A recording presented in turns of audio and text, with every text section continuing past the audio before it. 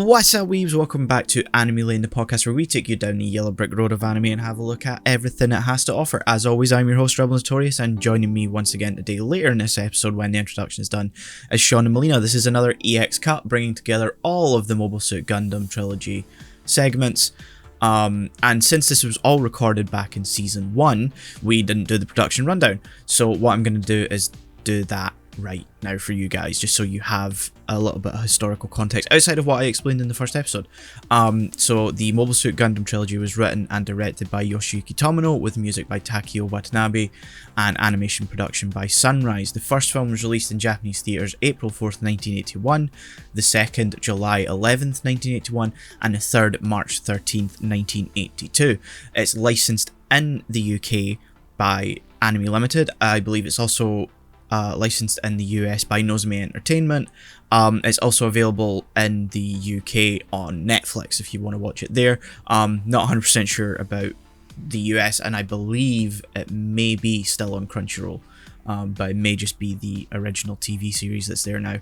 So yeah, I hope you enjoyed this EX cut. Mobile Suit Gundam started out as a TV series back in 1979, directed by Yoshiyuki Tomino. But due to low ratings, failing toy line, it was cancelled. Originally scheduled to run for 52 episodes, it was cut down to 39, and the production team fought tooth and nail to get that bumped back up to 43 episodes. Though if you're in any country other than Japan, it's actually only 42.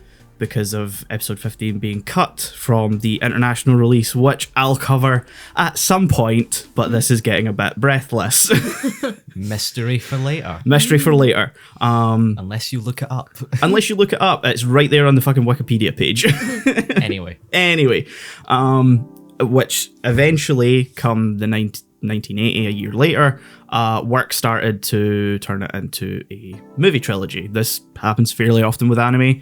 It was turned into a trilogy of movie compilations, which doesn't quite feel like the right term for these, but we'll get to that later.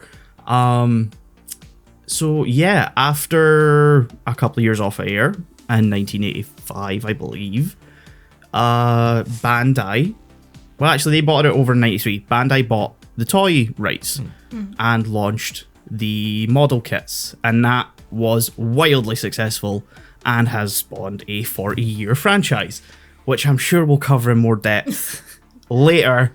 This is just a very brief explanation of where we currently are with the movie trilogy, and I'm already out of breath trying to explain all of that. You want to take a drink then? I want to take a drink.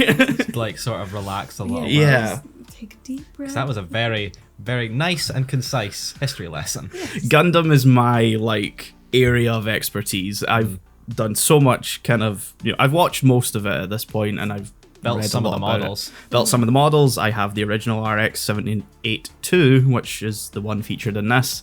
And yeah, That's the white one. that's the white, blue, and red and yellow. They call it the white one. Yeah. the white one in the so- movie. It's not even the main color, I No. would say. It was very confusing for me. It was Yeah.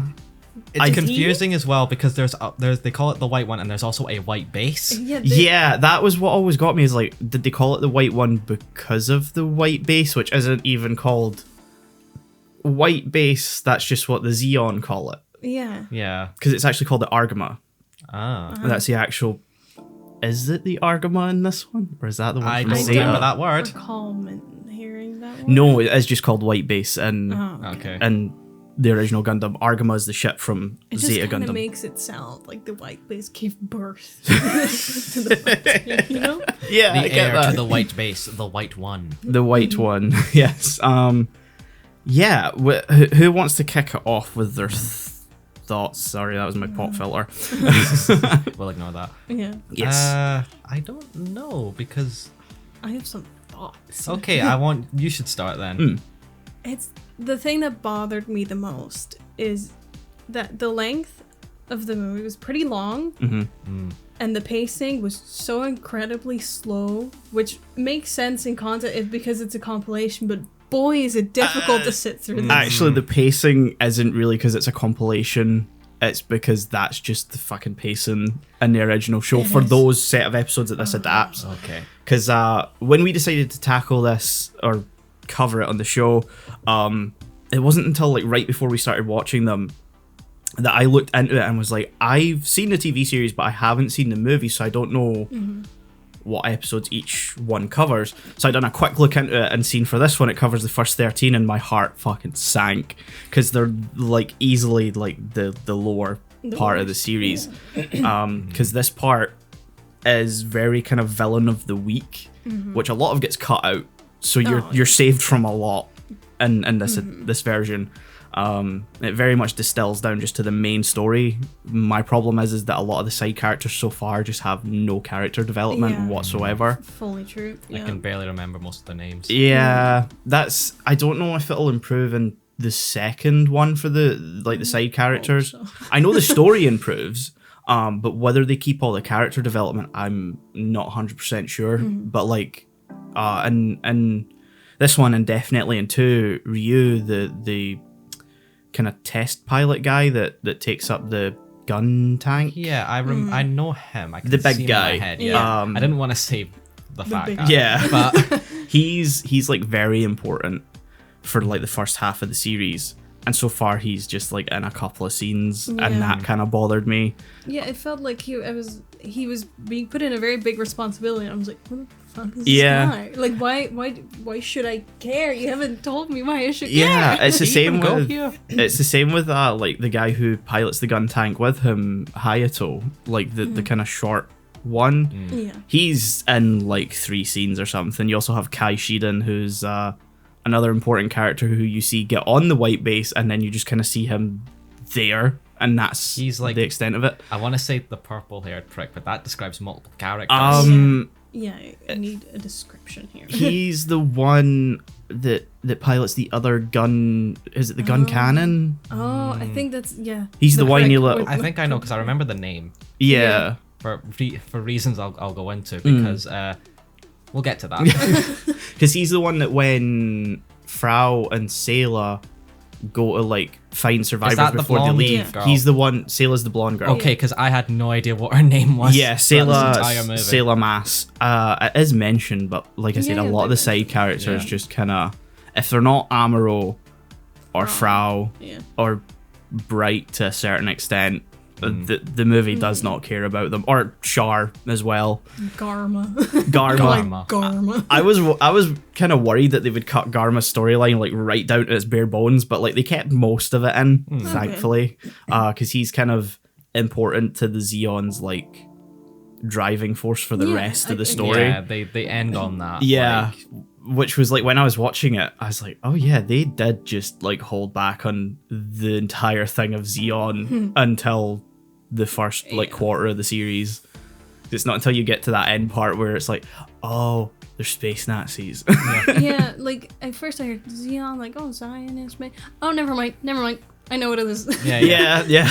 not quite. I did notice like their uniforms are very like, I want to say Germanic, but like very yeah. exaggerated. Like they've got falcons on like their chests Yeah, and all that. it's very kind of feels not Nazi, but I was gonna say more World War One. yeah, I was gonna say the kind of imperialistic Yeah. German forces attire. So you could sort of be like, they're maybe space Nazis, but there could be like nuance maybe. And then at the end they're like, no, Sieg Zeon. Yeah. Yeah. That's the trouble of the original series, is that it lacks a slight touch of nuance when it comes to the Zeon and stuff. It's not really until, you know, it became successful and you had spin-offs and sequels and stuff that kind of eventually was able to build on the Zeon and Make it a obviously- bit more grey. Yeah, and make them a bit more kind of, you get why they are The way they are. a little bit.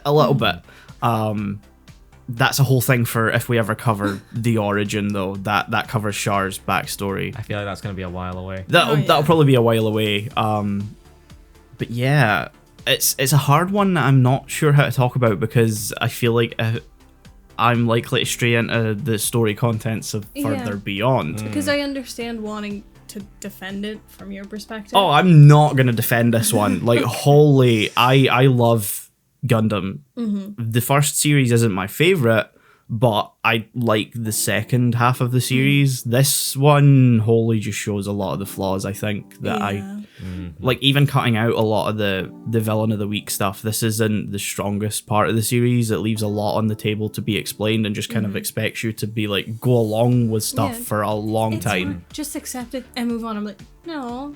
I want explanations. I Yeah. want more like meat here. This is a kind of common thing I'd say with Gundam, is that at least every Gundam directed by Tomino, the original creator, is that you kind of watch it for the first 9 to 15 episodes, and he focuses more on building the main characters, which I can understand, but you also need an equal amount of world building for the context of those characters to kind of keep going along with the story, so it can make any series that he, handles for Gundam, watching it a bit of a slog to get through at the start. And I think that's how you described It really was, because even like just as like I was watching it, I was like, okay, this is starting to feel like a bit slow. How long is this movie? 2 hours? Yeah. Oh Yeah. no.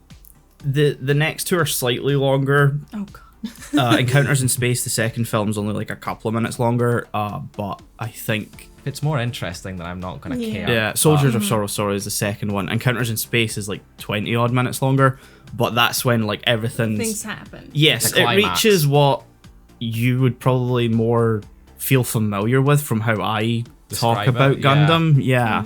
And sort of, you'll probably see why I like the series once we get to that. Even if you guys don't enjoy it, you'll probably go like, yeah, I I get, understand. At yeah. least appreciate it.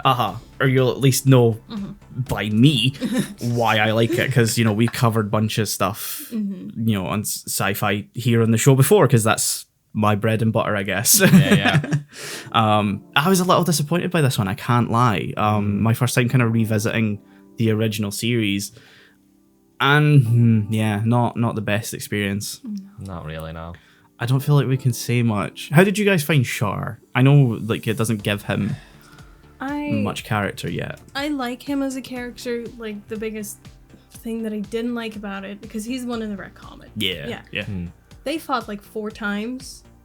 Char and Amuro. Yeah. Yeah. Which is too much for one movie. You can have one Oh, where just he wait. obviously fails, like Amuro, and then have an end battle where he wins. That's fine. That's normal storytelling. Having 4 battles that end almost the same gets very tired. I think that problem should not occur again, because he'll be there, but he'll disappear for a bit Yeah. in the coming movies, as it kind of goes more into his backstory and his motivations and stuff, because it kind of hints at it Yeah. with what happens with Garma when he kind of sacrifices him to the white base. It doesn't, again, the movie doesn't kind of leave you much information. No. It does a whole lot of these kind of like name drops and hints and stuff that's to come later, but never explains any of it. So like, if someone just watched this one, I'd absolutely understand why they didn't want to continue. You get like 40 minutes, or not even that, like maybe 30 minutes from the end, and it's like new types, and anyone who hasn't seen Gundam before is just like, what the fuck is a new type? Yeah, I legitimately had to ask you what that was. And I just had to go, it'll get explained later, because I can't explain them now, because it'll be too much of a spoiler, because that's sort of the crux of the series later on. I think this maybe would have been more of a challenge if we had picked the TV series, but there maybe would have been more fun things to discuss if we had, because obviously they felt Double-edged sword. Double-edged sword, yeah. Like the original TV series is slightly a slog, because it's less focused, because it had an episode count to fill, it had to fulfill the requirements of a toy producer being on the production committee and all that sort of stuff. So yeah, double-edged sword. This is like probably the best way to experience this portion of the story. It's just that it's not a great It's still portion not of the that story. great, No, no. absolutely not. I think I rated this like a 6 out of 10. That Like, sounds it's- about right. it's if I was on, gonna say the best. Because going by like, so the way my anime list does it is that like 10's a masterpiece, 9 is great, 8 is very good, 7 is good, 6 is fine, 5 is average, and 4 and below are kind of the bad end. Okay.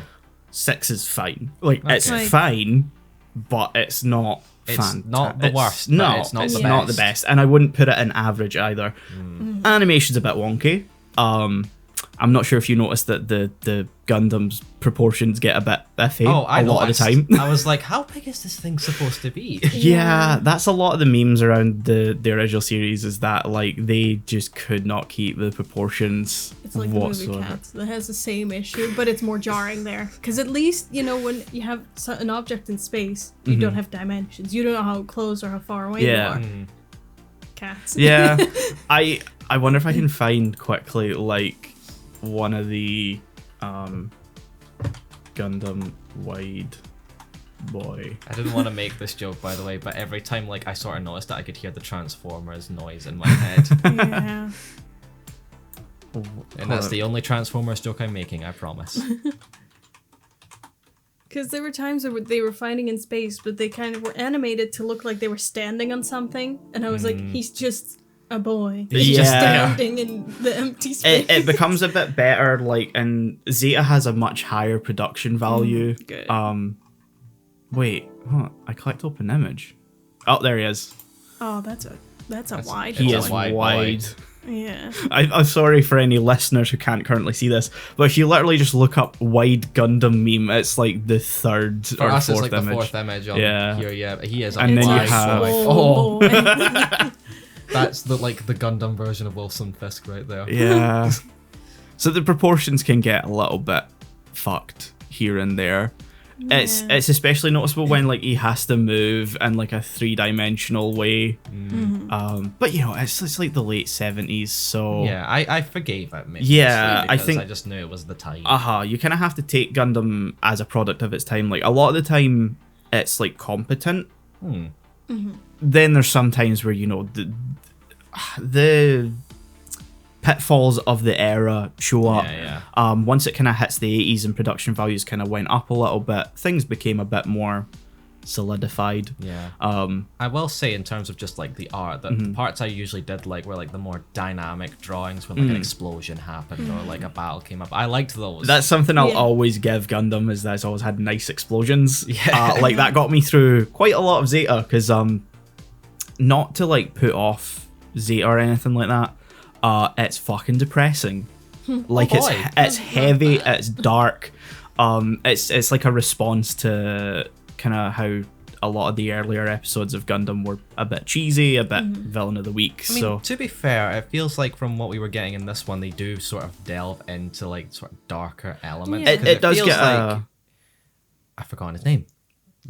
Char? No, the main character. Oh, Amuro. Amuro. They yell it so much. I know, but Amuro! Penguin Highway has a similar named main character. Aoyama. Yeah, Yeah. so they got confused. But he has, by the end of it, he's very much got PTSD. Oh, yeah. This is the 'Cause thing is he 15? he's 15. He's This definitely is a child. too much pressure for a boy. This is a very common thing in Gundam, as kids just being thrust into this. I think I started Victory Gundam, which takes place way further in the Universal Century timeline that we're currently watching, and I think Uso is 12. Oh. I mean, you go. I understand if a kid watches it, you're like, I'm 10, they're 15, they're so mature. And then we're watching this as, early That's- 20s, and we're like, this is no. a child. It's not even because it's a kid's show. It's very much an intentional thing from Tomino, is he wanted to show the horrors of war, because he grew up post World War. Well, I have a feeling he probably grew up during World War. Yeah, I mean, II. if he's how old that I'm imagining he was when he Yeah. made this, that would fit about right, I want to say. I forget how old he is. I think he's 18. Born 63. 1941. 41. So he 41. was tail end. He'll very much know the experience of Yeah. post World War II. Yeah. And so it was kind of he's one of the directors to come out of that wave of anti-war and to kind of want to Yeah. tackle the horrors of it. Yeah, and exactly. you see it a little bit here. Yes. It kind of cuts off at where this story arc for Amuro and his kind of PTSD stuff kind of comes to a head.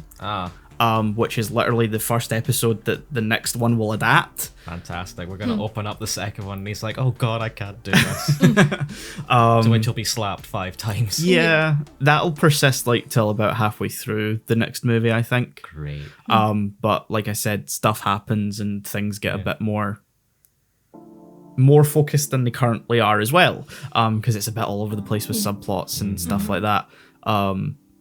Yeah, other than kind of saying, oh, this will come up later, like I feel like I'm going in circles with that. So I feel like this will be a more interesting discussion once we've seen Soldiers of Sorrow, where things very much kind of pick up story-wise for the series. Like I think you said it best, is that this might be a movie, but it's very much the first act. I was literally something. just about to say, this is a 2-hour long act 1 in a way that sort of reminds me of like the first Mad Max movie, but even the first Mad Max movie felt like it was a full movie. Yeah, because like I think the weirdest thing for me is that you get to a very kind of natural stopping point when they've had a conversation about the new types, and like there's a section there that you can cut out.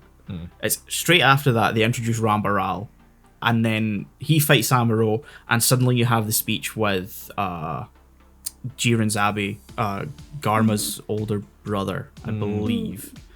Because there's like 5 kids, and then you have like the head of the Zabi family. Yeah, there's whose like, name I forget.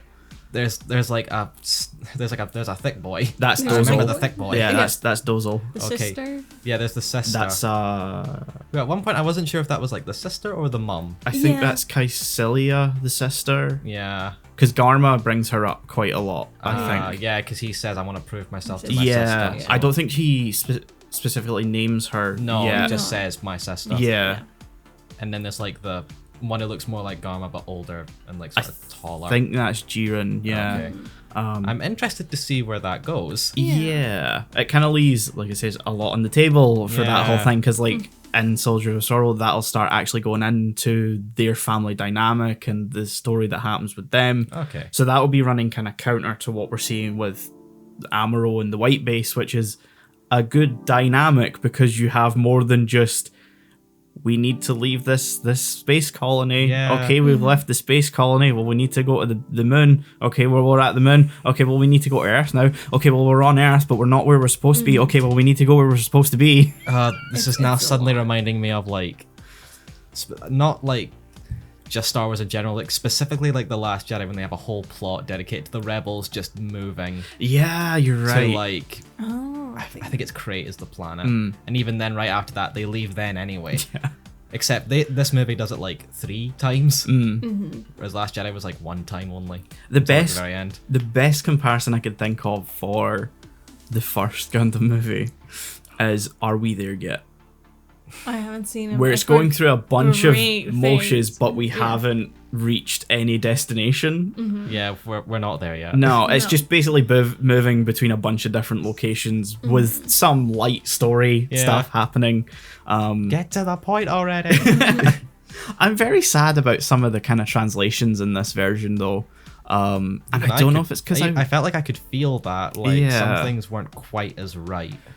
I don't think anything's necessarily wrong, but it's like I think a lot of people attribute the more iconic lines of Gundam to the fan subs because that's what people had for a long time. And so you have stuff like the battle between Amuro and Rambaral, who's in the goof.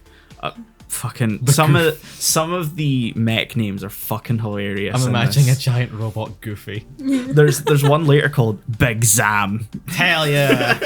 I want to see Big Zam. It's as fuck, dumb yeah. as you probably think. I love it. Like I said, they have to fulfill a certain amount of toy quotas. Big Zam. So you have him appearing, and he's like, I think in this one, he's like, oh, this isn't your average Zaku or something like Yeah. that. But in like it's very kind of, okay. But in the like the subtitles that I remember watching, it was like, this is no mere Zaku boy, and it has so much more Boy. Yeah. oomph to Yeah. it. So yeah, other than a few issues like that, it's fine. Yeah. Not one I'd return to, I don't think. I think if I were to watch this, if I were to come back to Gundam again, I'd probably prefer watching the series again. Because, character development, I kind of miss the villain of the week at this point. Yeah. I hated it when I was watching it originally, but now I'm kind of like, You don't know what you had. yeah, I don't know what I had until it was gone. I feel like we kind of want to move on though.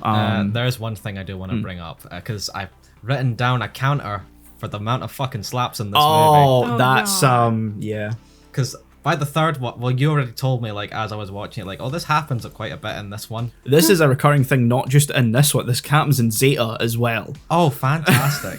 So I started Keep a the slap counter count. going. I started a slap count after, like, the third one.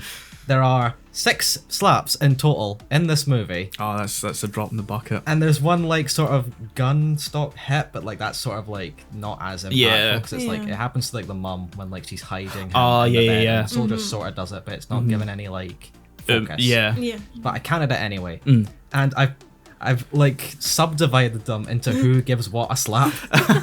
So we've got one slap from Amuro to Frau, who I keep calling Frau, by the way, because that's how it's spelled. Yeah, it's It bothers me to say Frau. Frau Bo. Yeah, Because it's just an odd one. German for woman. Yeah. And then I feel like I'm just calling her a woman. Yeah, it's kind of written as Frau Bau.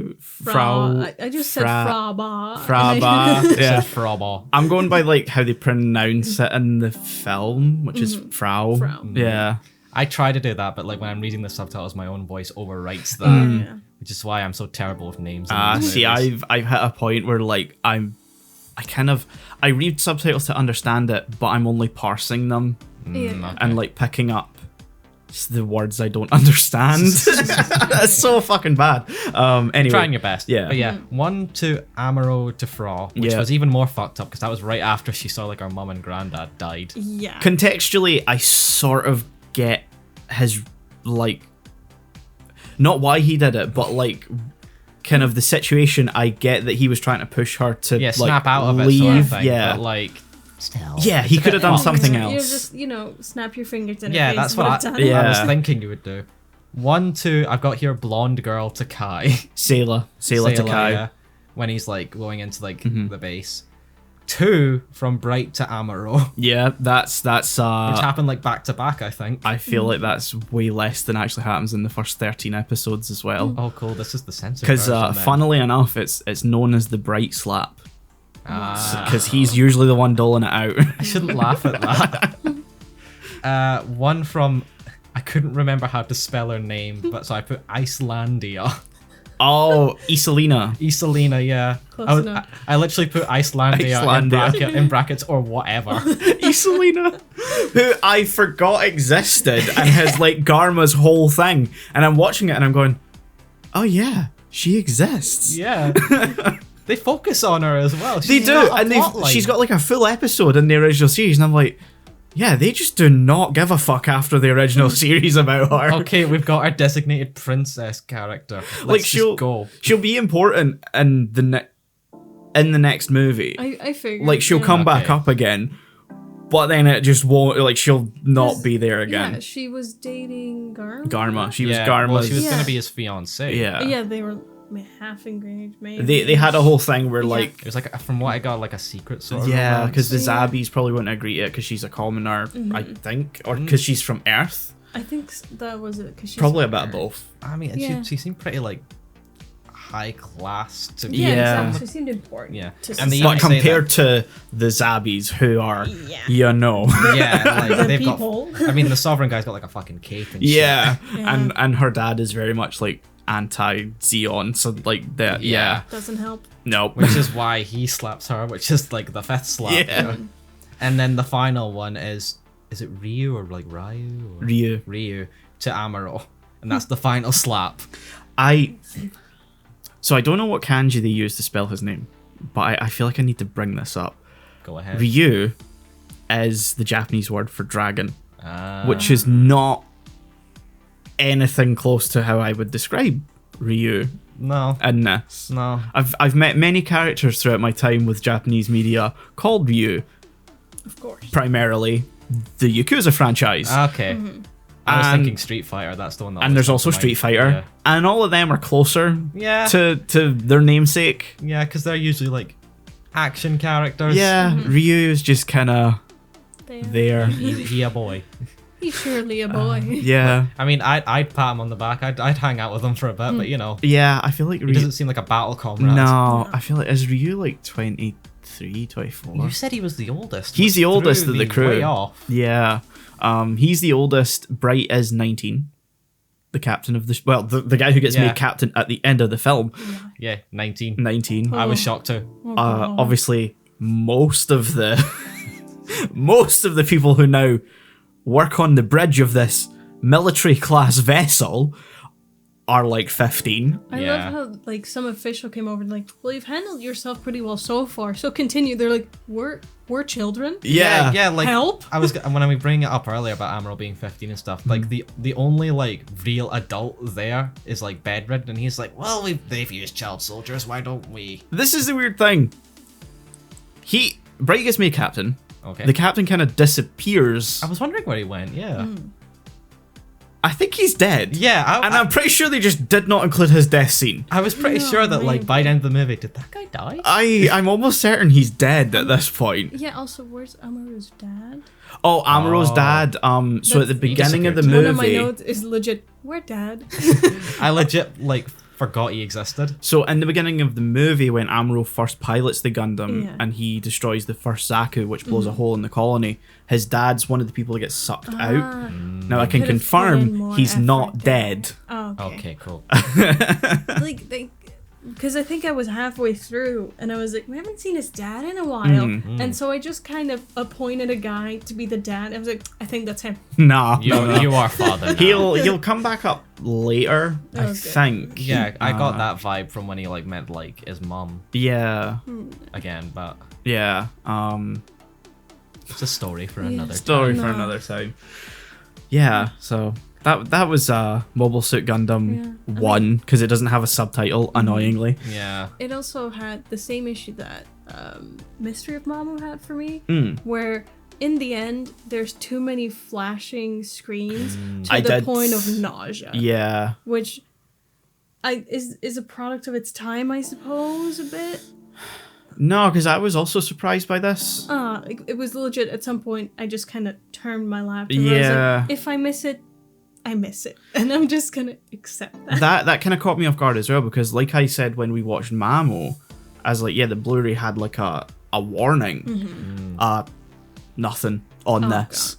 Fantastic. Which actually, speaking of the Blu-ray, brings me to another point I wanted to bring up. So you guys watched this on Netflix, and I watched this on my Blu-ray.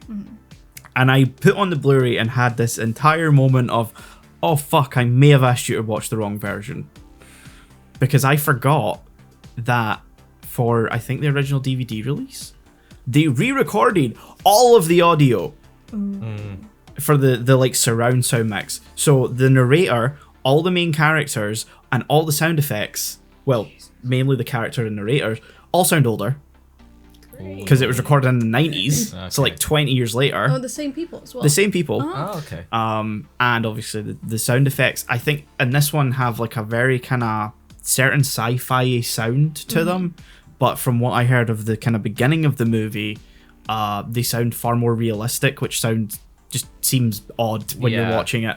So I had to quickly like jump onto Netflix and be like, what fucking version does it have?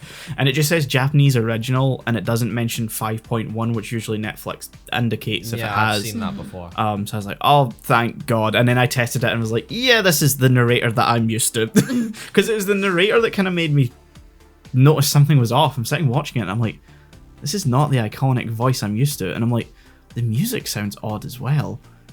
And I'm like, oh, these sound effects sound weird. Oh no. And then I switched to the stereo one and I'm like, oh, quickly Googled. Yeah, they did re-record it all. So that was a quick moment of, shit, I may have made you watch an even more inferior product than we already did. I would like to start off by saying that was a lot better than the first one. Than the first one, yeah. And I think that's the best way to just start off. It was a lot better. Still had some issues, but a lot better than the first one we watched. Yeah, so I think in the first one I refrained a little bit until you guys had said your piece. And now I'm just going to go straight into it. Fuck this mill.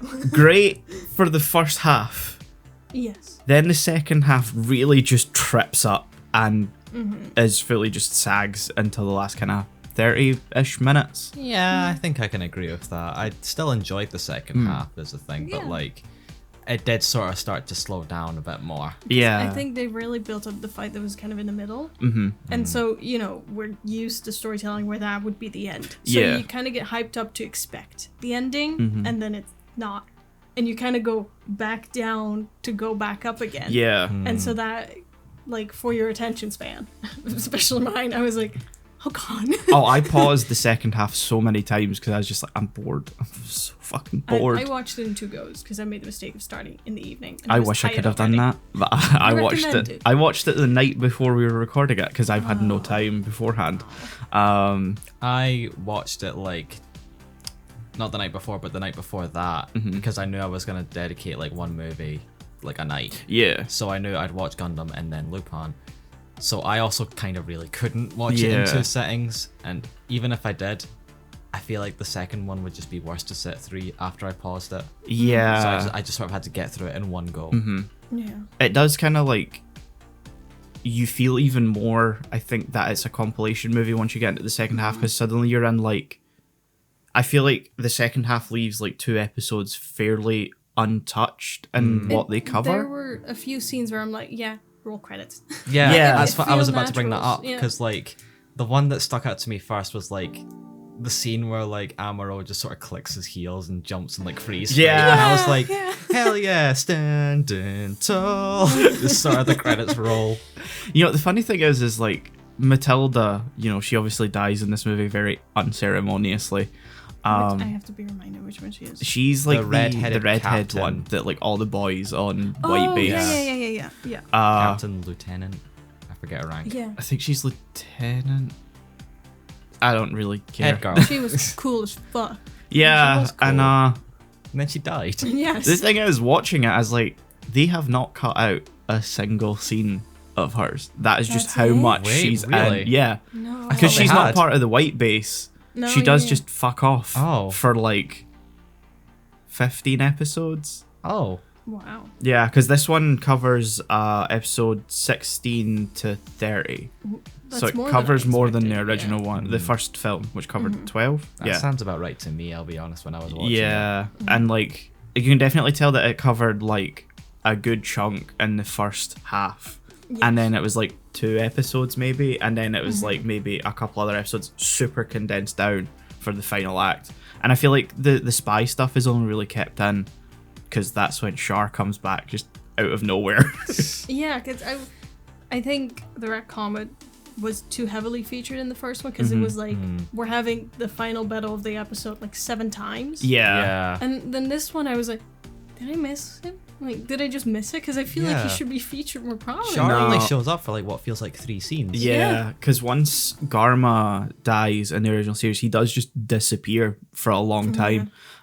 He'll be pretty heavily featured in Encounters in Space because he has like a whole like storyline that'll take place. Because the only thing we really got about him this movie is that it confirms that Sayla is that's her brother. That they're related. I forgot her name was Artesia, like her real name. Yeah, like I couldn't remember like a real name either after they said it like twice. So I keep calling her Sayla, but I do know that's she has another name or like Yeah. a real name. Yeah, because I don't think their full name's mentioned, and it's maybe a spoiler for the next movie, and it's maybe a spoiler for the origin.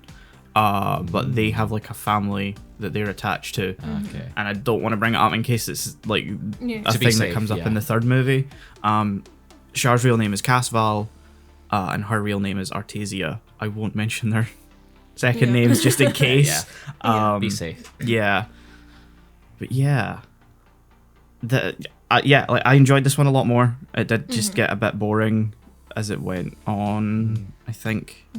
I think it helps for us that like we knew what we were getting into at this Yeah. point, like the vibe and I think, because I don't think you told us before we watched the first one, or maybe just not me, that it was multiple episodes. So I just watched them like, well, this is very much creative choices being made and storytelling. I think I maybe mentioned it, but not like in depth. like sort of That in could be, passing yeah. because like I can't remember if I mentioned this last episode. I remembered like halfway through the first one that this is a compilation movie. Yeah. Like I spent that first hour like this feels weirdly paced for a movie, and then suddenly it hit my mind, wait, this is a comp movie, isn't it?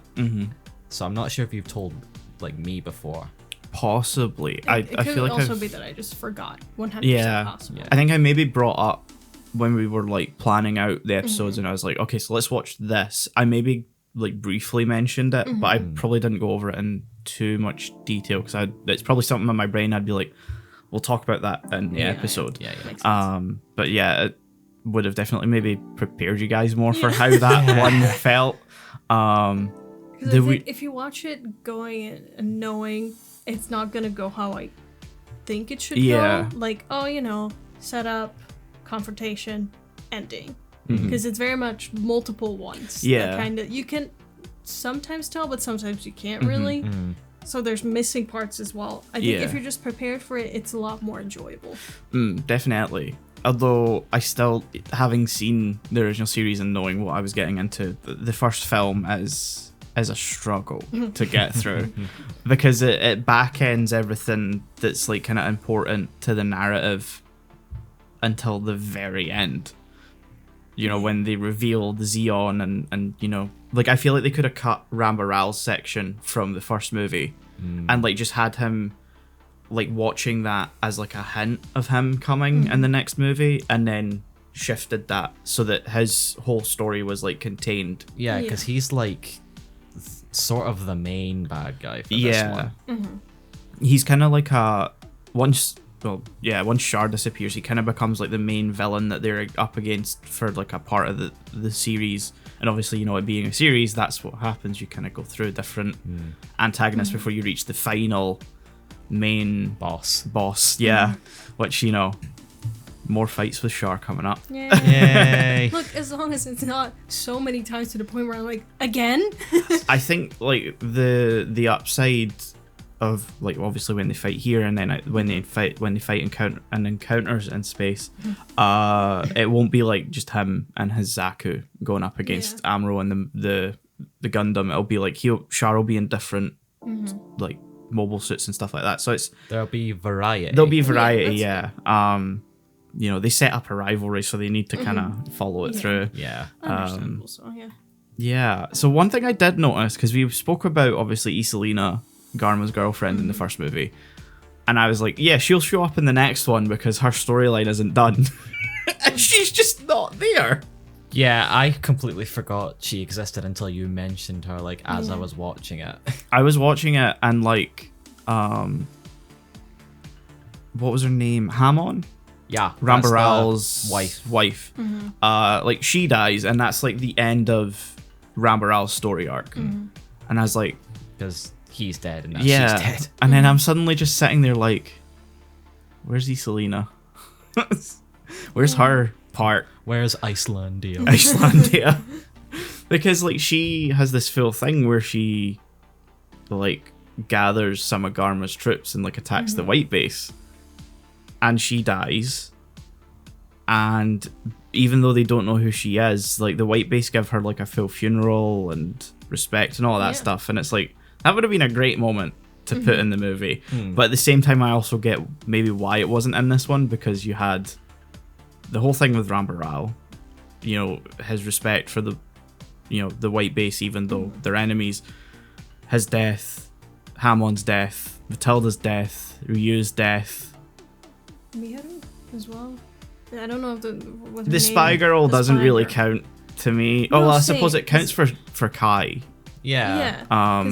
Like I think that is an issue I noticed with it being a compilation movie. There's characters that appear that we don't care about. We're like, interesting, and then it's like, oh, a change of heart. Okay, yeah, interesting, and she's gone. Yeah, like I was interested in that storyline, but like it was very like blasted through because like Kai meets her, we learn she's a spy, and that she's got like two little siblings. You okay? Yep. Two little siblings to take care of. Then she sneaks onto the base. Then she's immediately caught by like Kai, and then she immediately has a change of heart. Yeah. And like feels regretful for being a spy. Then she helps in the fight. Then she dies. Yep. And that happens in the span of like 20 minutes. Yep, pretty much. Half an hour.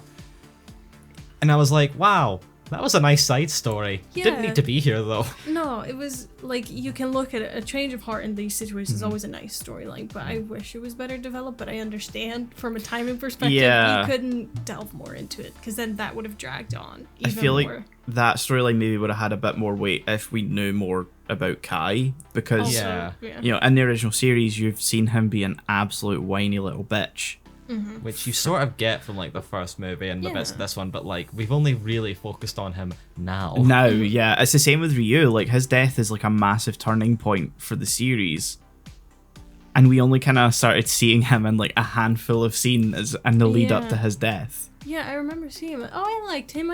He was great. And I was like, well. Oh, he's gone. Well, you know, good death, but. I was honestly expecting like, oh no, he actually survived or something, and then we just have this whole funeral like, he's dead. Yeah, because that's like, you know, a big moment for the original series is like when, you know, Amuro, Frau, and Hayato and all that, they kind of realize the situation they're in, and you know, this is a real war, people are going to die, and you know, it feels like it's resolved something, and then Amuro is fully just still being a little bitch. Yeah, he goes to defect like right after, doesn't he? Yeah. Wait, no. Or is that before? That's before. That's before, yeah, because he comes back and then Ryu like sacrifices himself. He has like a whole existential crisis. Oh, that I couldn't help but laugh. Like there's a whole battle going on in this canyon with the white base, and he's just like, "What am I fighting for? Why are we doing this?" And I'm like, motherfucker, there's a battle going on. Can this wait? Like, I like it as a scene because, you know, it's important to mention. In war, we're still human. And, Yeah. you know, we still question our decisions. But it was kind of like, you've been shown to kind of care. Yeah. You know? Like, yeah, I know you're a child, and I don't want you to be here, but get your ass over there. It's not like really this to the same extent at all, but it sort of reminded me of like in Metroid. Like in Metroid Other M, which takes place after a few Metroid games, where Samus has fought Ridley. She meets Ridley again in Other M, and she goes into a full PTSD. Oh my god, it's Ridley, he killed my parents. And I'm like, Samus, you've killed this fucker 3 times already. Why are you going through this now? Yeah, it's a weird one because it's not the only scene we're gonna see of Amuro like that. I mean, I'm okay with that as long as it's just not in the middle of like an action scene. But like this one, where like he's literally just off to the side and could be shot at any moment. Yeah, If it's in like where he's in like a quiet place where like he's like hiding or something, or something similar. You know? No, Fuck. no. Okay, then yeah, this is gonna be dumb. Contextually, the other ones will make sense. Good. Because they have a purpose. This one kind of only exists so that Ryu can die. Okay. Because, you know, if Amuro wasn't being a whiny little bitch, Yeah. he would have been able to take down Hamon's beetle thing. I don't know what it's called. It really is a beetle It thing. is a though. beetle thing, yeah. There's so many names The thrown giant out. forklift. Like, they just throw a lot of terms at you, and I'm like, no, that's the beetle thing. I'm not gonna. I ain't remembering that No. name. This movie in particular just kind of throws so many different mobile suits from the Xeon faction out there, and I'm like, oh yeah, they have a lot, and the Federation just has the Gundam, and I'm like, how have they survived like 9 months of this war? My brain just stopped counting them after a while. They were hide just in the jungle. they're so stealthy, those giant fucking suits. I was surprised to see the Black Tri-Shooters turn up. They're the ones that done like the weird 3-on-1 attack on Amuro when they were... Ah, yeah. Where were they attacking? It was called Operation Odessa, and I don't really remember what purpose it serves in the movie, because they just kind of are like, we're here, Might as we're well. doing a thing. Were they in South Africa? America, that would have been South No, America. because that's Jaburo. Oh That's yeah, the because they're later going to one. South Yeah. America. Yeah. Sorry, my brain's suddenly shutting down. Because apparently, like, No, you know... Sandy's on the ship. Because like there's a whole thing of like, you know, because the white base is doing this, the Federation seizes the opportunity to assault this base, and I'm like, okay, sure. And then suddenly the white base is just there taking part in the operation, and I'm like, what the fuck is going on? Also, I can't help but see the white base as like La Presse, the Pokemon, like Oh, the shape of it. ah. I, keep I looking kind at of get it, what you it's mean. Yeah. Yeah, that kind of makes sense actually. I've never noticed that before. Another thing, I mean, I know this probably came with like the first movie, and I've just forgotten, but like White Base and Trojan Horse, they're the same thing, right? Yeah. Okay. So the Xeon don't know what it's called, Okay, and so they call it the Trojan Horse. I did remember it was like that halfway through, but they kept throwing it around interchangeably, and I got really confused for a bit. Like, what's the Trojan Horse and what's the White Base? They sound like they're different things. It'll but always they're be the Federation calling it the White Base, and it'll always be the Yeah. Xeon I figured that out like calling it Trojan. after a Yeah. while, but for like the first half an hour, I was like, which one is which? Yeah. What am I supposed to be focusing on? What I don't understand though is why they call it the Trojan Horse, because they have mobile suit carriers, so it's not like it's the first of its type. Yeah, Yeah. like when I heard Trojan Horse, I suppose it makes sense. Yeah. But it's like, I feel like if you're gonna go like make a name for your enemy, I'd make it a stupid ass one. Yeah, exactly. This is Like too they much call respect. the Gundam the white one, and they're I just mean, like that's- Trojan Horse. It's not even that white. It's not even that white. No, like if I'm looking at the Gundam for the first time, blue is the Yeah. first Yeah. thing I see. Like Yeah, that's or the just call main. them The like- central part is all blue. Yeah. Or just call them by all the color, like, oh, that's the red, white, and blue. That's maybe a bit long. Yeah. And a bit too American. Yeah. There's also a touch of yellow in there. There Oh, is. yeah. The red, white, blue, and yellow. The red, They white, blue, just and yellow. look at the bit of yellow, like, that's piss boy right there. It's the rugby one. Why is it the rugby one? It's red, green, blue, and yellow. It's maybe a bit too Mobile smart. Suit Rugby. Mobile Suit Rugby. I'm sure that's The a next sports movie. anime. I'm surprised there's not like some sort of like stupid spin-off. It's like a Top Gun-esque. Like, Yeah. they're just all shirtless for some reason. I mean, they've done one where like they're like the super deformed and they're sentient. So I wouldn't be surprised. Why not? Yeah.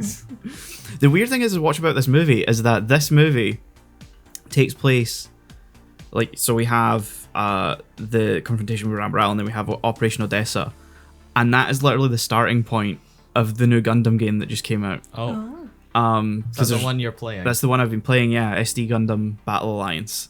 And like, so when you start, you're like a small unit taking part in Operation Odessa, and then the timeline gets fucked up, and you're transported to the confrontation with Rambarel, but Amuro's not there.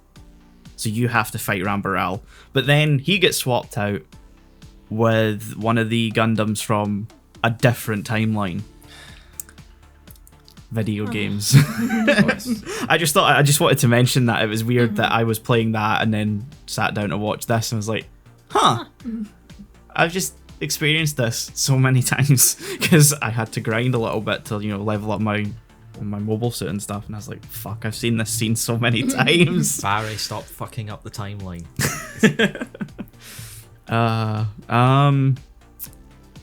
Is there anything else we want to bring up? I noticed some. This is like a sort of small thing. It didn't You happen mentioned animation errors, Yeah. and I was watching it, and I'm like, there's considerably less than the first movie. I think Maybe it's because there's I was- less noticeable ones, like where the Gundam just suddenly. Maybe it's because I actually cared a lot more this time that I started Maybe. noticing them. But like the big one that I noticed was like occasionally like backgrounds will repeat and like not in like a seamless sort of way where you won't notice unless you're really looking. Like actual chunks of rock just suddenly snap back into place while they're like running, and I couldn't help but notice it. I don't know how I didn't pick up on that.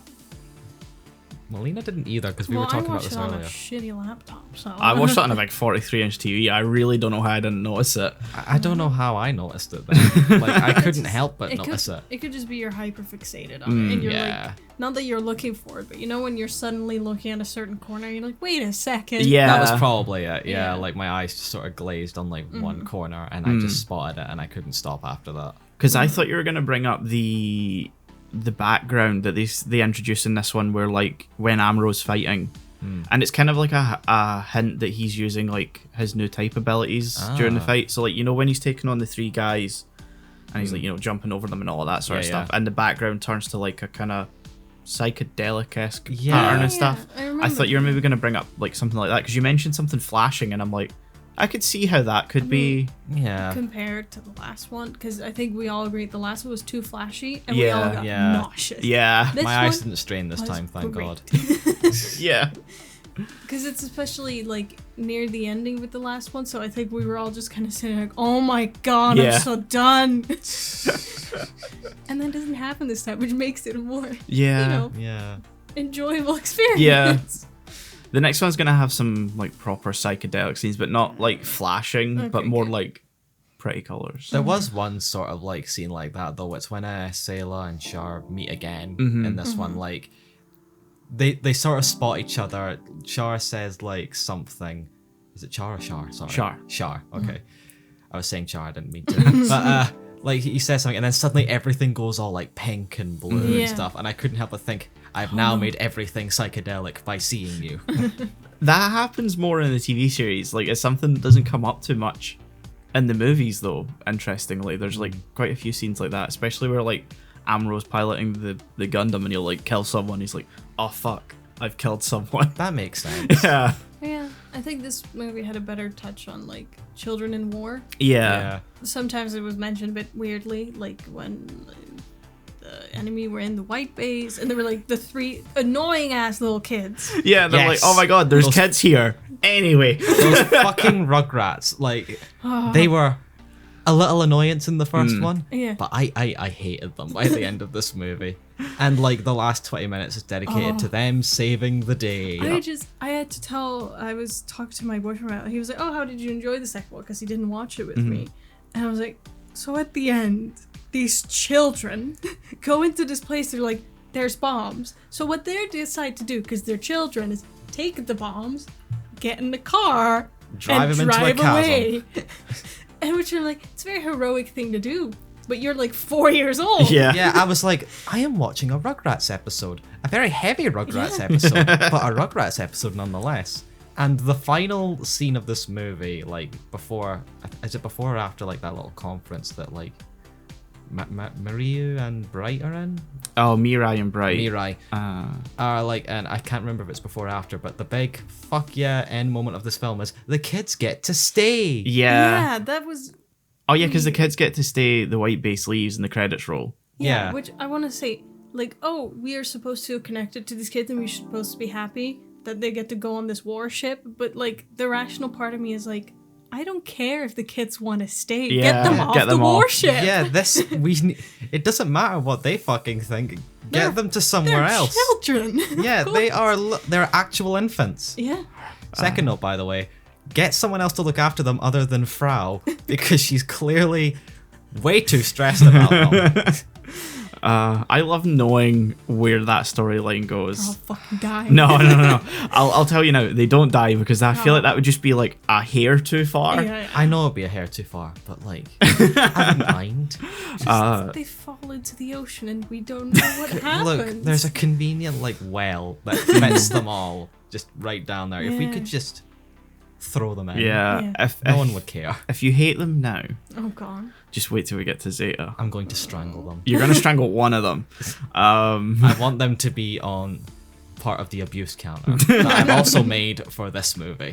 One Not of them, as much as the first one, but it's there. One of them in particular is an absolute fucking pain in the arse. Is And it? Zeta. Is it like the girl one? No, it's not the girl one. Oh, Okay. That's Shaun. I would have expected it to be her. I don't know why. Nah, it's one of the other She ones. seems to be the one with like who's like the loudest in these Yeah. movies. I feel like I don't know if she's. I know they're all three are like Shaun and Zeta, but only really one of them's like heavily featured as like a main character type thing, which is interesting because you mentioned like they kind of look 4, 5-ish, but this Zeta takes place If in they're over 5 years old, that's fucking incorrect. Yeah, Yeah. it's just wrong. because Zeta takes place in 0087, so that's 8 years after this one because this is 0079 as it mentions at the beginning of the movie. So how old are they supposed to be?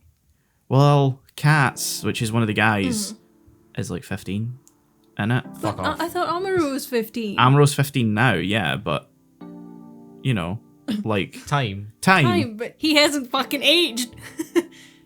I'm talking about Zeta, Zeta? as in the next series. Oh, the next one. Oh, thank God. I was like, what do you mean he's aged over these past No. 2 months? Oh no. No. Thank God. So this is so the whole movie trilogy takes place in 0079, ending on New Year of 0080. Okay. That means makes the sense. kids are like 8. The kids are like 8 at the That's moment. wrong. That No. feels wrong, yeah. Yeah. They just kind of like made character designs and then squished them down. Yeah, Yeah. they're like the chibi sort of super deformed. I'm just Yeah. glad they cut most of the scenes where they're running around naked. Yeah, because that happened like in one. There's scene like where one, I was very yeah, uncomfortable. And but it was there's more than one in the original series of like them and Frau showering, and Amuro just like Watch it. walks in. Yeah, because the one scene that happens here, I was like, did we need this scene? Yeah. Like, And it was Mirai actually in the shower, like Oh, who was is Bright's. man. Actually, it's weird. The movie tries to hint at this, Yeah. but I feel like it just absolutely fails. But like at this point, Bright and Mirai, who's like the pilot of the ship, Bright's the captain, Oh yeah. are like kinda starting to get into a relationship. Are they fucking? Yeah. God, okay, I did not get that at all. It's like sort of hinted at, and I'm like, this is very poorly done. Yeah, because like, I mean, they're in some scenes together because obviously he's the Yeah. captain, she's the pilot, but they don't really interact with each other. But to be that fair, much. you know, why would the pilot of the ship be in the conference where the captain is? It's a good point. I mean, Yeah. I can't remember if it's like just for like a post. What's the word when like they're like promoting like the dead like soldiers like three Oh, yeah, times, yeah. but I thought it might have been something like that. So she's been promoted to like that. But Nah. she's still the pilot. Yep. Okay, then. Good point. Yep. So yeah, at this point they're meant to be like heavily into each other and, you know, romanticizing as They fucking. they fucking and this movie just does a very piss poor job of showing that. Yeah. Because the scene where the kids are naked, she's naked as well, isn't she? She's in the shower, yeah. Yeah, which is it just caught me off guard because I was like, didn't think this was the type of movie for this. Oh, and it was cut from the first movie, but like in the early part of the show, you full on see Frau naked. Oh, Really? for Yeah. fuck's And sake. she's a child. She's a isn't she? child. Yeah. Uh-huh. God. She's like the same age as Amuro, isn't she? Yup. So she's like 15. Yeah. Thank God it's cut. Yep. Yeah. It just caught me off guard when watching because it was an uncomfortable kind of scene. It just felt like we didn't need this. Yeah, like Yeah. that scene doesn't actually serve No. any purpose whatsoever. I think it's just there to kind of swing you out of whatever mood you're in to be like, we're now changing the pace, so we're just gonna make you uncomfortable for a few seconds so we can kind of restart. It's like laugh. Laugh! I don't want to. Don't make me, please. There's more going on. I can't laugh. Laugh. But yeah, I think the way they show war on children, it's done well in some cases, like to a point where I was like, oh, you know, credits them. This Yeah. is really good. But just the guy walking in, there's children on this ship. Anyway, so Here's the thing though, they knew before that because like yeah, I there was about when to say, surely the they know. it was when like there was a mobile suit kind of running alongside the ship and he looks and he's like, There's children. there's children here. And then someone puts a bomb on the window and is like, why is there a kid here? Kid, move, I'm gonna blow the window in. Yeah. Can you move? I'm trying to blow you up.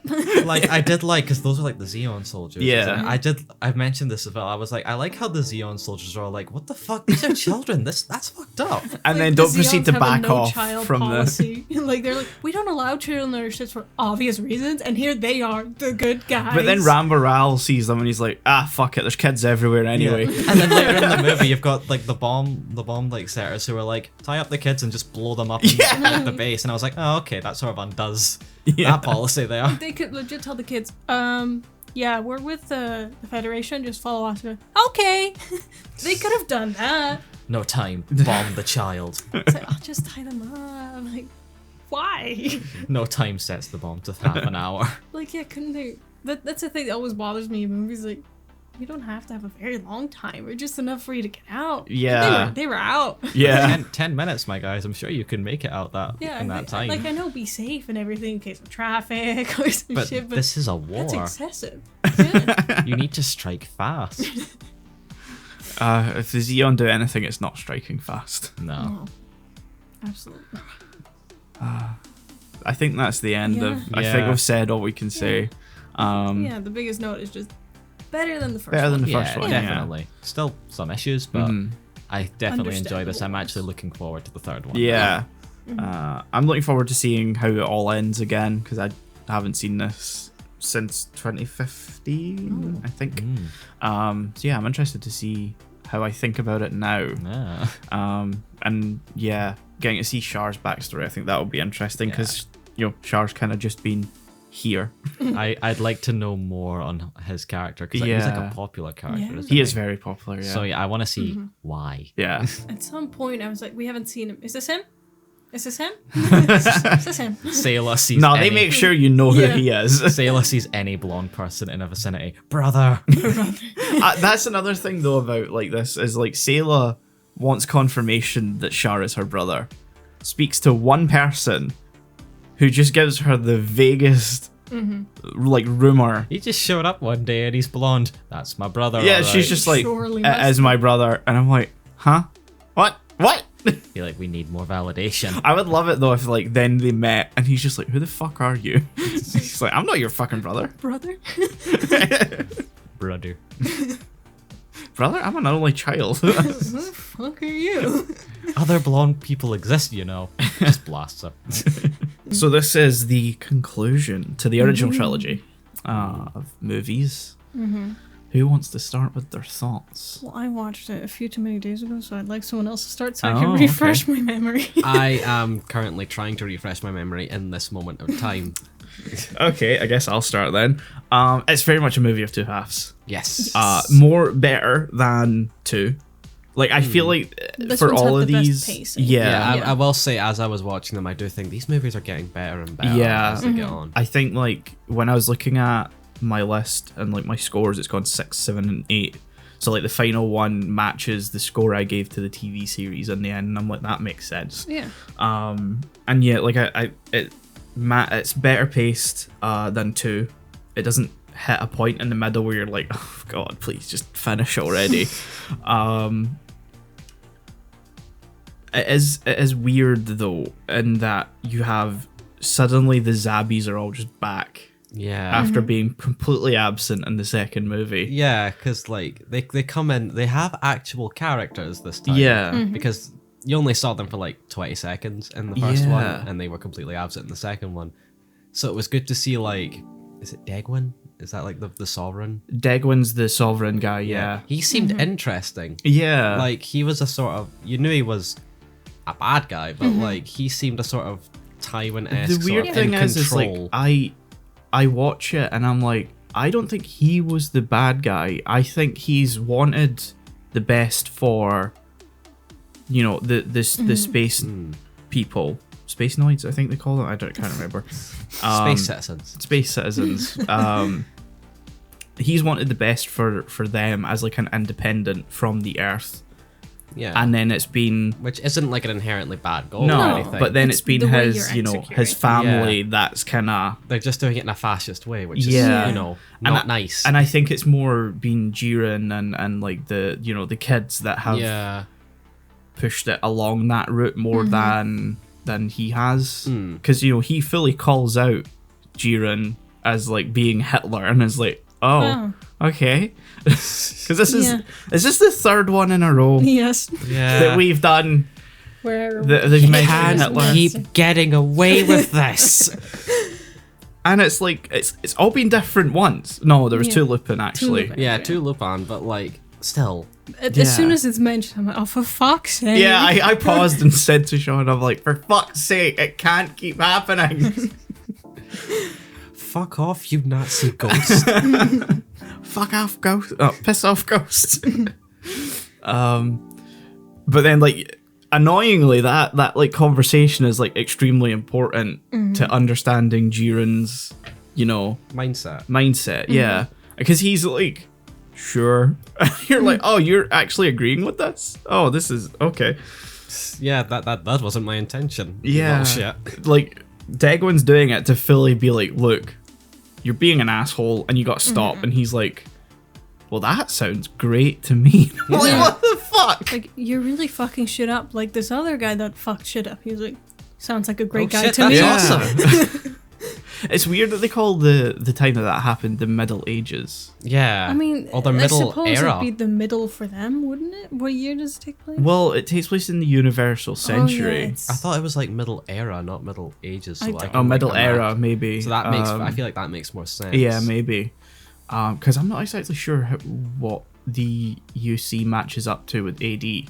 Because it does go from AD into Universal Century. We did sort of look this up. I think Yeah. it was in the 2080s. It's like I somewhere think then so. it's like the first year of the Universal calendar. Yeah. And this is like 80 years past that. So we're like in the 21. mid 22nd century. Yeah, right mid now. 22nd century. Yeah, Unicorn deals with like the transition to the UC a little bit. Again, if I'm wrong, call me out. Yeah, we couldn't like pinpoint an exact date from the Gundam wiki, and that was annoying. But yeah, sorry, I'm trying to think. There was something I was gonna say. Oh, Char gets more screen time. Oh yeah, he was nice. he was probably that whole storyline was probably the better parts of the Yeah. movie.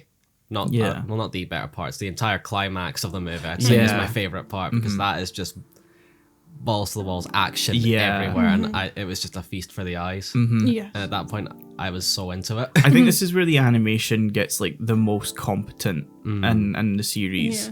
Like it felt way more, consistent, and like some of the mobile suit fights actually looked like good, not an absolute mess like they have been in the first and second movie. Yeah, they're not as clunky as they were. Yeah, Yes. They I feel actually like have like speed and weight. they're a bit more dynamic as well. I think. Sure, yeah. And even when like you could say, oh, that looks a bit shit, there's like a reason that they do it. Like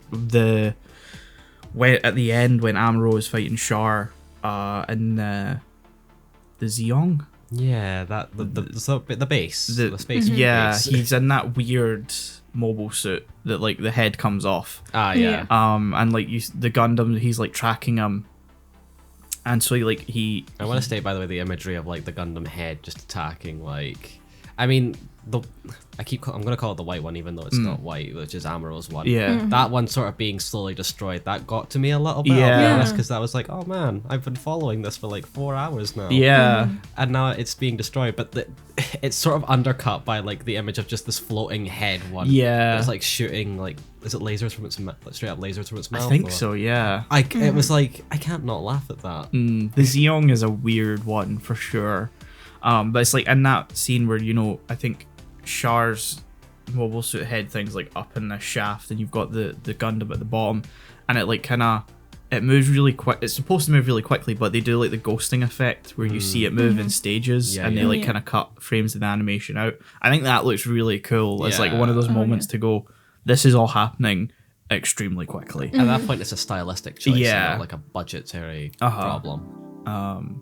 But yeah, that I like that storyline with Char. You kind of get to see more that he's a person, maybe not a great one, but We finally he's- understand like what he's actually doing. Yeah. His back, because this is the one where we learn is the backstory, right? Like they hinted at it in the second. Yeah, they one. hint at the second one, but this is where we find out that he and Sayla are the son and daughter of the original founder of Zeon. Yeah. Well, not the founder of Zeon, because it's explained that Degwin like commandeered the name he Zeon, basically took that idea and Yeah. manipulated it into because their dad's What it name is. was Zeon Daikon, something like along that. those lines. And they're Casval and Kais and Artesia. Artesia. And so you finally find out that they were originally part of the enemy, I guess. Yeah, they well, not just that, they were royalty. They were royalty, yeah. Yeah. Well, I think I mean, or they would have been royalty. I think guess. no, because Zeon was only really like a political activist. He wasn't Okay. like a royal a state maker or Nah. anything like that.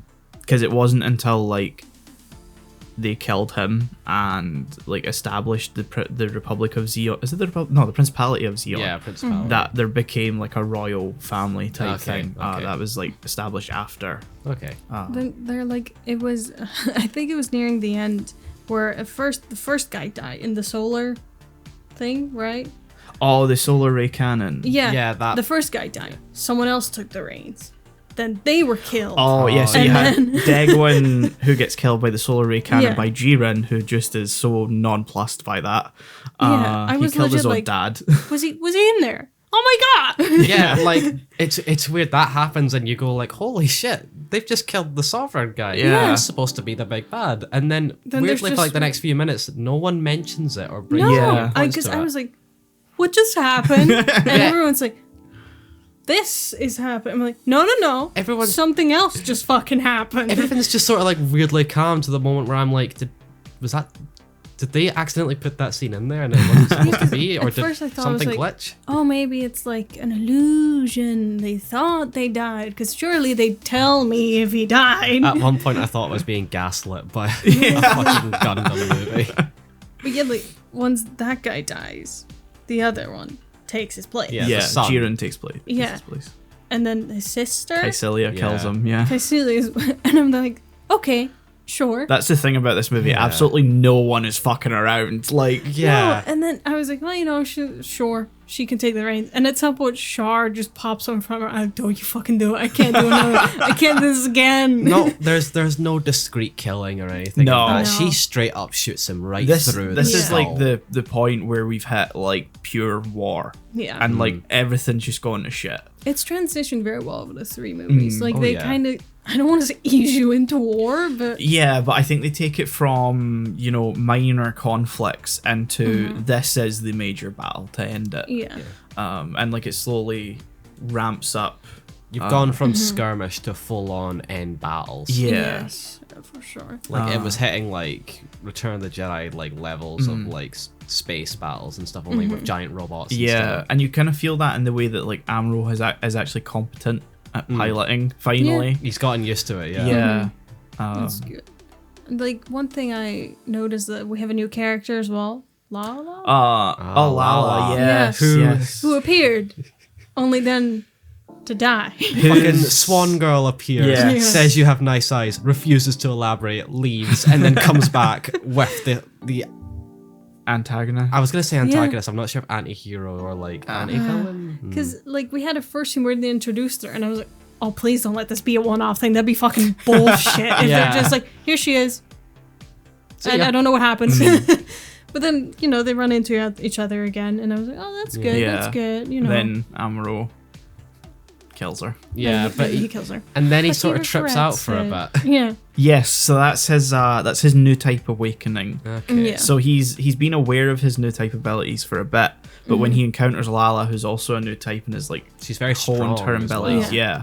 And when he kills her, a thing with the new types is that if they like know each other well, or if there's something about resonance and stuff like Yeah. that, like they can carry that person and their power along Okay. with them.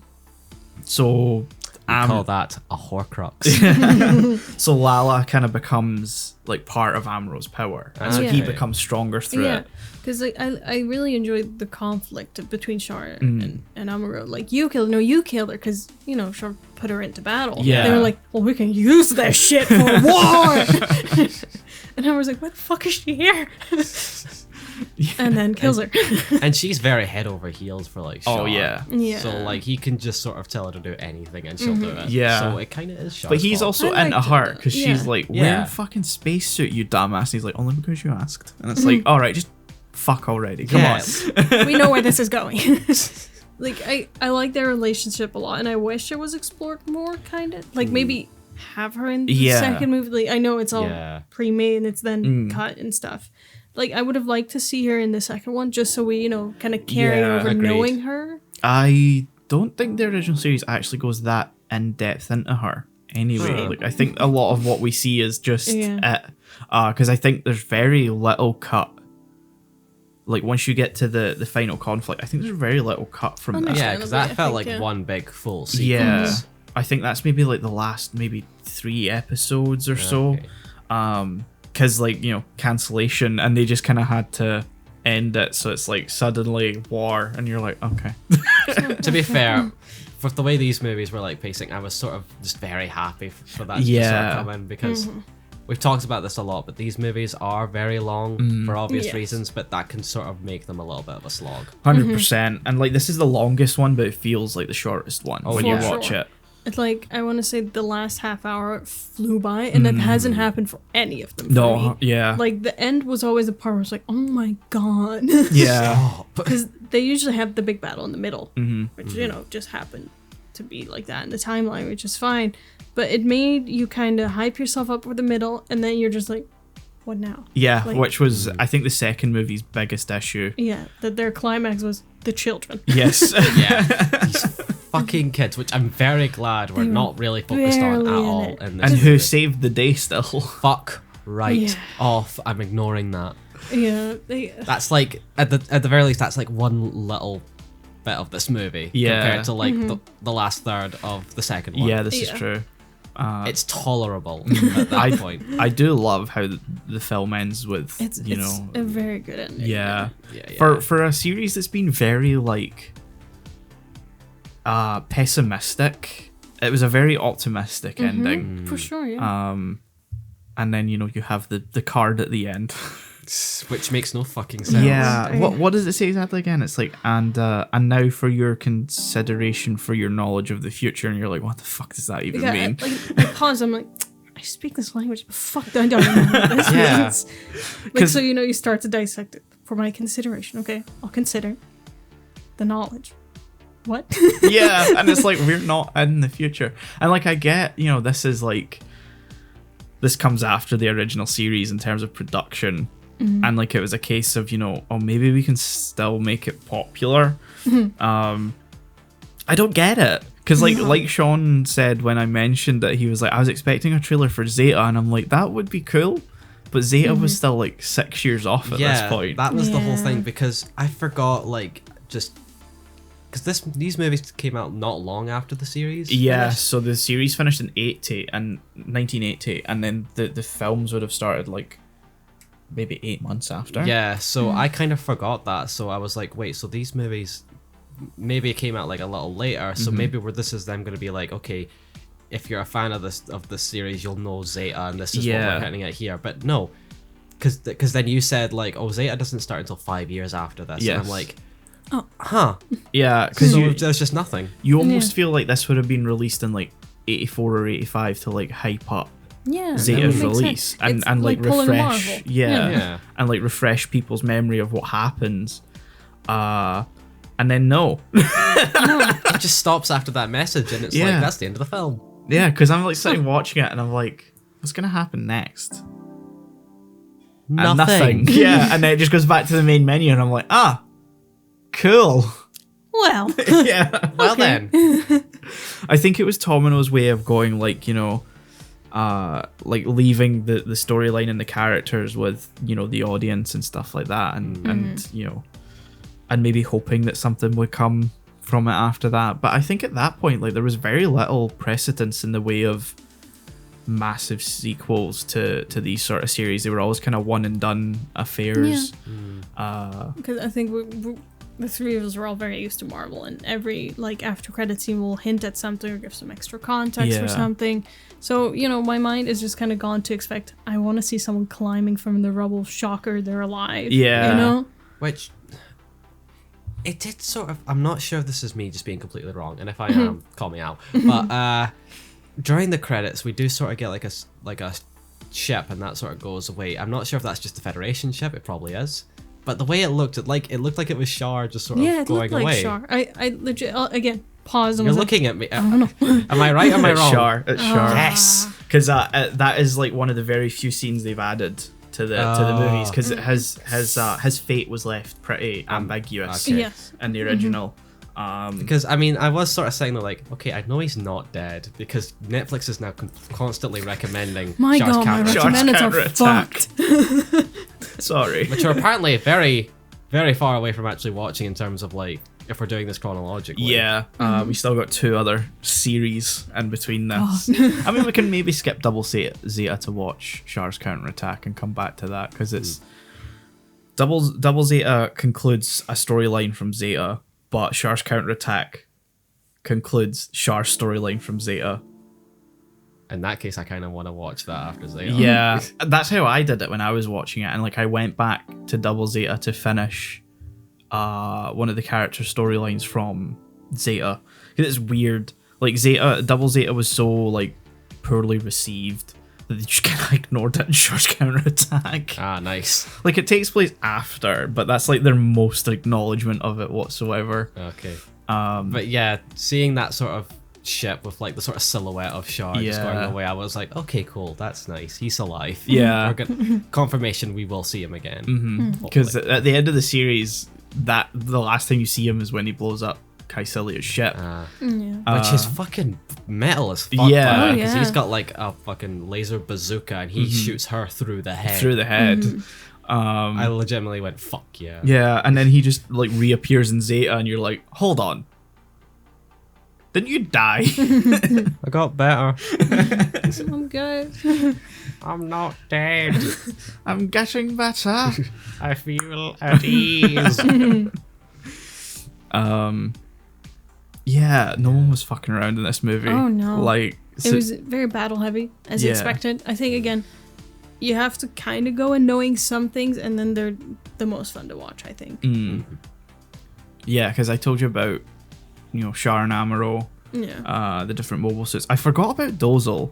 I did mention Big Zam when we were talking about the first movie. Big Zam. Every time I saw his name, I laughed. It's Big Zam. It's just a big UFO with legs. Yeah. Like a flying saucer with legs. But he's Big Zam.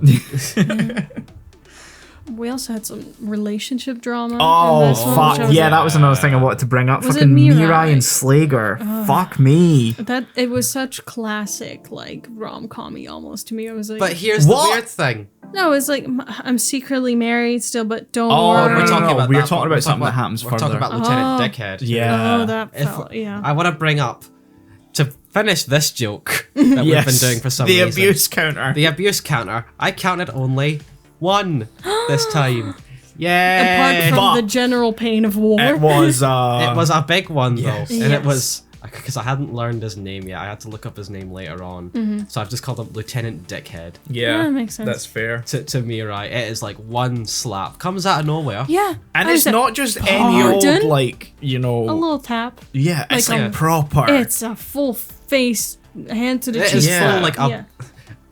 like abuse ad. Like Yeah, you could like- expect it to go black and white. Uh-huh. And the weird thing is though, like half an hour after that, she kisses him. yeah, she like Yeah, fully is into him, no. and I'm like, what? No. No. We should not support this, and we No. do not. No. This by far the worst part of the movie. Yeah. Like, I legit watching, being confused. I'm like, did I miss some scenes? Same. Like, where was he a nice fucking guy? Yeah, it's so weird. It's like they forgot that she was supposed to be into like Bright. Yeah. And she got confused that she was in with what's his name again? Slager. Slager. So they added that scene and didn't fix it or anything. Yeah, it's weird. Like, I feel like at first I was like, does she do this to make Bright jealous? But then Bright's nowhere near, like, when they kiss. It also doesn't feel like her character. It doesn't feel like her No. character whatsoever. No, 'cause- and then suddenly they're just like at the end of the movie, kind of together again, and it's like, Yeah. okay. And it's like I know how their storyline goes, and I'm like, Okay. what? Feels like they definitely botched something there. Yeah. Maybe in the cutting they left some things out, because I definitely just watched them like, sure, I don't fucking understand. Maybe I just always assume I probably just missed something. Yeah.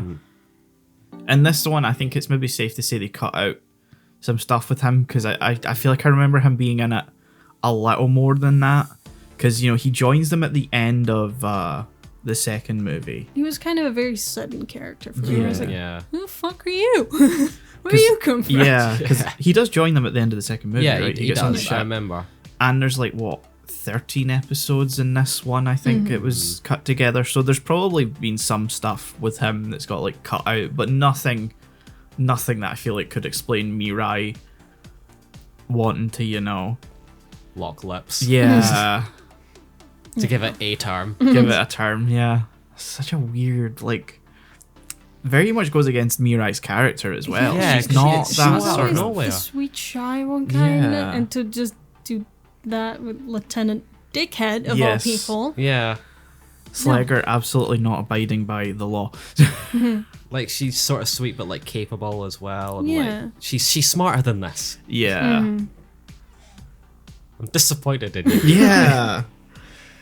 To be fair, like, no, nothing in this is to be fair. Like, I'm slightly changing into Bright here, but into Bright's kind of part of this.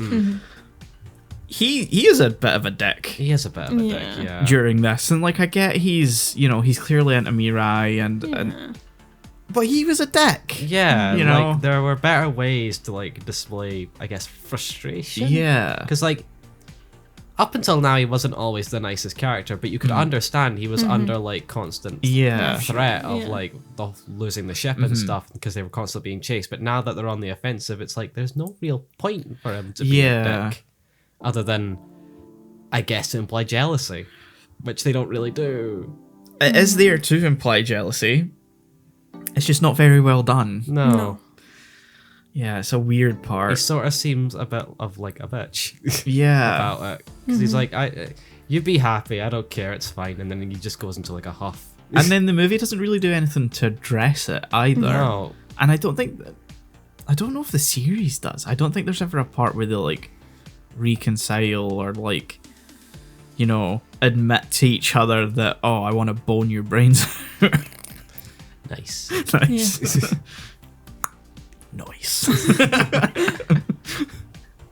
Nice. Get fucking. How much you got? This conversation's devolving. Yeah. God. Jesus. Bright and Mirai. Yeah. The relationship wasn't handled well. No, Yeah. it wasn't. Any of the character parts, like relationship wise, are just not handled No, the 'cause, best. like at some point they go to the place where it's like it's a neutral place, and she meets yeah, her fiance fiance. Cameron. Cameron. Yeah. Yeah, the who- most normal fucking name. Yeah, everyone has It's like so name. different from every other name. Yeah, Hi, I'm Cameron. I'm gonna remember that like for sure. I get what they're kind of going for, because like everyone on the ship has like various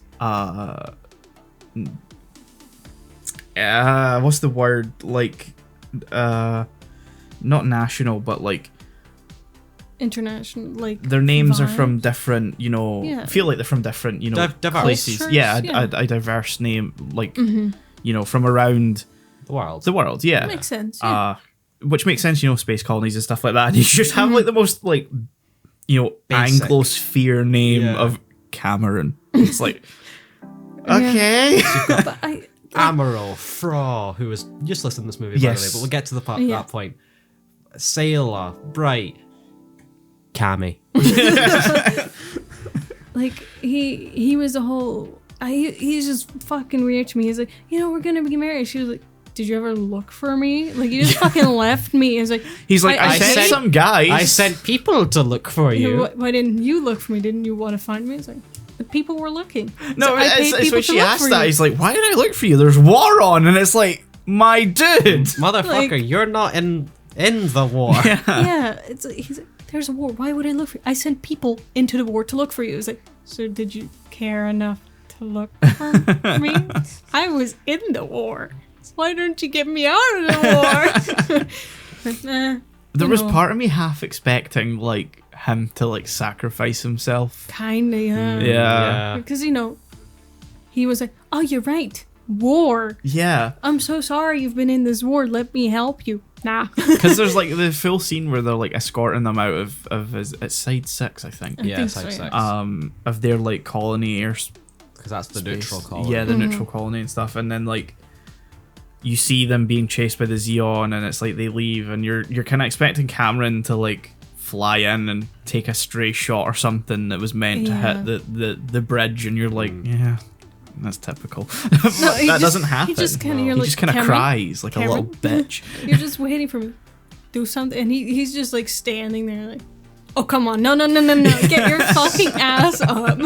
Because he's not something. even piloting the thing he's in, and the pilot's just like, yup, I'm heading back. And he's like, oh, no. Stop it. Shame, can you stop somewhere for some food? Like, Can we go to McDonald's? McDonald's? Is there a McDonald's here? Can we get a Macca's? How much you got? Can can I borrow some money? Got that gas money? Like, I expected more for because I like the dynamic of, technically that's her fiance, but she likes him, and I don't want to talk about Lieutenant Dickhead. Yeah. I don't want to. We're erasing him from Yeah. just our memories Yes. for this And conversation. I was just like, that's nice dynamic. Who does she want to be with? Because, she's experienced war with Bry, Yep. and safety she could choose, which, is always a good option. Yeah. Safety, like, if you want to settle down, don't do it on a warship. Stability. Don't do it with someone who's captaining an international vessel of war. It's also a daycare. Which is also a daycare. But yeah, Mira's just been through a lot this Oh movie. yeah. Yeah. But she still deserves the best. To me. Yes. Yeah. I want to talk about two characters just very, very quickly. One's like slightly more important, and two, I'm just disappointed was like kind of forgotten in this movie, who I kind of already mentioned. But first off, Amuro's dad. Yes. Oh yeah, he's in this he comes movie. back. Yeah. I don't know really why. And I want to bring up, see when he falls down the stairs. Yeah. He dies. No. He does. He does. He actually I dies. legit watched. I was like, this would be like as he was falling. I'm like, this would probably die. But then I'm like, nah, they would show if he Yeah, died. like- Nah. He that actually happened. dies. That happened. I was in two minds. I was like, did he just die? I was Yeah. half tempted to message Lee like, did he just die? But then I was like, no.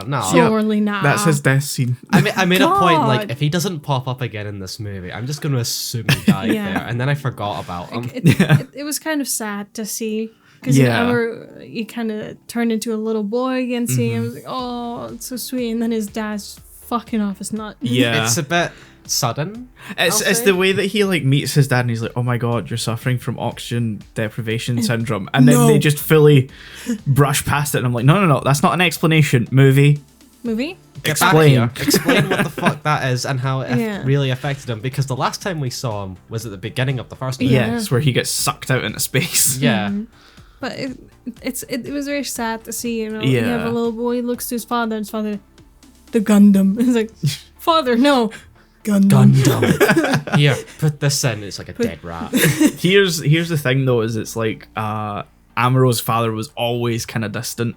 Like he was never at home anyway. I mean, that makes sense. Yeah. Considering, like, they've sort of implied that a little. Yeah. Yeah, he kind of like his mother, obviously they left her back on Earth. But like his dad was like fully obsessed with Operation V, which is the project that birthed the Gundam. And he just kind of wasn't ever around for Amuro, so I don't know why Amuro gives a single fuck about him. Because dad. It's still your dad, Yeah. And I think he looked up to him because it's very similar interests. Yeah. There's a logic there. Yeah. And he's been in war. I think having some familiarity again. Yeah. Seeing your parent, you want to talk about the horrors you've experienced, and for your dad to be like, "Look at this thing I make." I made battery, put it in the Gundam. It'll just make it better. And, Like- and he's just like looking at it like, no. This is some garbage. You Like, just it's- expect a spring to like pop out. Yeah. It's just sad to see a bit. You're like, Yeah. we all knew he's crazy, and whatever he's Yeah. saying doesn't make sense, and There's- it's not true. A bit of tragedy there, but like, Yeah. it's a bit sudden. They undercut it by having him just fall down the stairs. to Yeah, his in a very death. comedic looking scene, and then he just straight up dies. Yeah. This is what I honestly thought would happen. Is he falls down the stairs, sees that Amber threw out his thing, gets fucking heartbroken. That was like, that would be great storytelling, because he's still fucking crazy, but he still has emotions. Yeah. But no, he just he fucking just dies at the dies. bottom Really? of the stairs. Okay. The only thing I can kind of see it like sort of working, I'm not sure if it's just me trying to salvage it in my mind, but like it sort of shows that his dad's just really pathetic at the end of the day. Yeah. To the point where not even his son really cares anymore. Like the one person that really looked up to him, but that could just be me trying to say that. Yeah. Yeah, again, I don't think this is something that the TV series really ever expands upon. And, he's never really brought up again Yeah. Oh well. because he's dead. Fucking useless. Who was the other character you want to bring up? Frau. Frau, who does is nothing. basically non-existent in this movie. Yeah. Yup. She served her purpose. And this movie does not give a single fuck about her. From past like the first movie, she's just taking care of the kids. Yeah. There is one hint that comes out of fucking nowhere, though, Oh. of a relationship between her and Hayato. Yeah, you're right. And I just want to say that is that becomes a thing. That's a thing. Yes. Well, that was no build up. Yup. I don't like it. I don't know how No. to feel about this. The thing is, I remember that coming as out of nowhere as it does in this movie in the TV series. Like, I'm sure there's maybe a little more build up to it, but I'm still like, What the fuck? Frau and Amaro? Very heavily hinted at that. Yeah, and it would have been, they've experienced the same things. It would have made sense. Their And they're childhood the friends, the they grew same up. age. You know, yeah, they're You the same could age. say it's a trope, but I mean, you're Tropes expecting work. it. Yeah. Tropes exist because they can work. Exactly. Yeah. Like that doesn't necessarily make it bad. It becomes bad when you suddenly U-turn Yep. halfway through Yeah. and then relegate her to like a background character. Yep. Giving Amaro like no love interest. Yeah. Which is good. Yeah, I like it, but yeah. I'm also like, I feel like it Good could choice by you the end. hinted at it Yeah. too much. And I think it would have given him like more of a dynamicness because he's very one note Yeah. overall. You know, we're seeing him go through the exact same thing in all three movies. Yeah. Generally coming down to, why am I fighting this war? Which, you know, when you don't have someone you love that you are fighting it for, you're Yeah. gonna run against that problem for the most part. I mean, Lala straight up like brings that up. Yeah, there's the full conversation between him and Lala. Why about do it. you fight? You have no one to fight for. But then at the end, he's just like, I don't fight for any reason, and there's nothing wrong with that. And I'm like, oh, there is a There's lot. so much That is wrong with quite a this. bit wrong. Because then you're just aimlessly shooting at space. Yeah. I feel like the intention they were trying to give there was like, oh, he just naturally fights for good. Yeah. But Yeah. the way they No. they say Yeah. it, it's more like I fight because I want to fucking fight. They do bring it round though at the end where, like, you know, he escapes from Albaoku where he sees the people from White Base and he's like, oh, I have a home to go to, and I'm like, oh, that's very nice. Yeah, It's a shame that you all go your separate ways after this. They worked so hard to get everyone together, and it was such a good fucking moment in Yeah. this movie. We spent 3 movies getting a found family, and then they immediately break up again. Thanks for the Christmases. I'ma head out. Like all the pairings, Grateful little shit. most of the pairings stay together. Which is to say, Mirai and Bright. For some reason, Frau and Hayato. We don't talk. We don't talk We about don't that. They can make it work, I guess. Yeah. We're not gonna fucking see it though. Oh, we are. Yeah. We are. Can't wait for Zeta. Say, At least I hear overall it's better. yes. Yeah. This is where the series hit its stride. So there we have it, all of the Mobile Suit Gundam trilogy in one nice little package for your listening pleasure. I hope you've enjoyed it. You can see all the stuff on screen that you can interact with, and obviously you can comment down below, and we'll see you guys in the next episode.